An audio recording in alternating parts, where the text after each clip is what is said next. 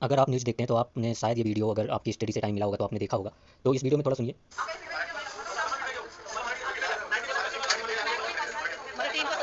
तो ये थे आपके एमएनएस, महाराष्ट्र में जो एमएनएस पार्टी है, जिसका नाम तो बहुत प्यारा है, बोलते हैं महाराष्ट्र नवनिर्माण सेना। तो इसने इन्होंने कि इनके जो सपोर्टर्स हैं या आप बोल सकते हैं इनके जो वर्कर्स हैं, उन्होंने एक बैंक एम्प्लॉय को इसलिए असॉल्ट किया, इसलिए परेशान किया क्योंकि उसने मराठी नहीं बोला।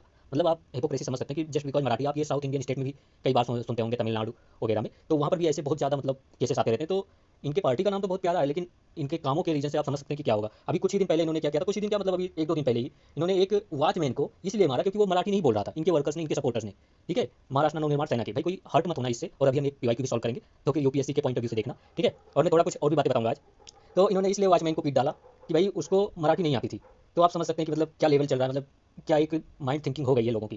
ठीक है, पार्टीज की अपनी एक वोट बैंक बनाने के लिए, एक रीजनल बेस क्रिएट करने के लिए कोई कास्ट लेकर दौड़ रहा है, तो कोई एक रिलीजन पकड़ रहा है, तो कोई लैंग्वेज पर ही पूरा अपना रीजनल, अपना पूरा वोट बैंक स्टेब्लिश कर रहा है। ठीक है, तो उसी पे मतलब एक बार यूपीएससी ने क्वेश्चन पूछा था, मुझे लगा कि ऐड कर देना चाहिए आप लोगों को। 2017 में यूपीएससी ने पूछा कि डेमोक्रेसी की जो एक सुपीरियर वर्च्यू है वो किस फैक्ट पर बेस्ड है, मतलब डेमोक्रेसी की आप एक सुपीरियर वर्च्यू के बारे में पूछा। तो उसमें कहा कि क्योंकि डेमोक्रेसी के जो सुपीरियर वर्च्यू इसलिए इसको कहा गया क्योंकि ये जो ऑर्डिनरी मैन एंड वुमेन होते हैं, मतलब ऑर्डिनरी जो लोग होते हैं, हम और आप जैसे लोग, ठीक है, उनके इंटेलिजेंस और करेक्टर पर बेस्ड होती है डेमोक्रेसी। अब जब लोगों के ऐसे इंटेलिजेंस, ऐसे करेक्टर्स हो, तो फिर आप समझ ही सकते हैं कि डेमोक्रेसी की क्या हालत होगी। ठीक है, तो आपने ऐसे कई भी न्यूज़ सुने होंगे कि जहाँ पर आप देखते होंगे कि बहुत सारे जो बिजनेसमैन है वो देश छोड़कर बाहर जा रहे हैं। कहीं ना कहीं इंटॉलरेंस का ही रीजन है जो बढ़ रहा है। कभी औरंगजेब की कबर खोदनी है, तो कभी राणा सांगा को बीच में ले आना है। मतलब पूरा हम 1000 साल पहले और 500 साल पहले की बातों में बिल्कुल घुस चुके हैं, हमें फ्यूचर की कुछ पड़ी ही नहीं है। ठीक है, तो ये हमारे देश में, तो ये यूपीएससी का पीवाईक्यू आप देख सकते हैं, उसी पर मतलब पूरा बेस है कि यहाँ कैसे डेमोक्रेसी ज़्यादा। फिर मैंने मतलब भाई खाली बैठा था तो मैंने पूछा चैट जीपीटी से, ये बताइए कि कौन सी वर्च्यू है जो डेमोक्रेसी को सक्सेसफुल बनाती है। अब ऐसा नहीं था कि ये मुझे मतलब कंप्लीटली आइडिया नहीं था, बट अगर मैं बोलता तो बहुत सारे लोगों को हर्ट होता कि ऐसा कुछ नहीं।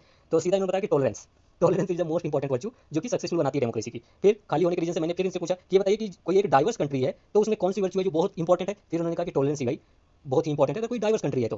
ठीक है, फिर मैंने पूछा कि चलो भाई कॉन्स्टिट्यूशन, कॉन्स्टिट्यूशन चल रहा है तो उसके बारे में थोड़ा पूछते हैं। फिर मैंने पूछा कि वन थिंग ऐसा बताओ जो कॉन्स्टिट्यूशन को सक्सेसफुल बनाता हो। तो उन्होंने कहा कि broad acceptance by the peoples.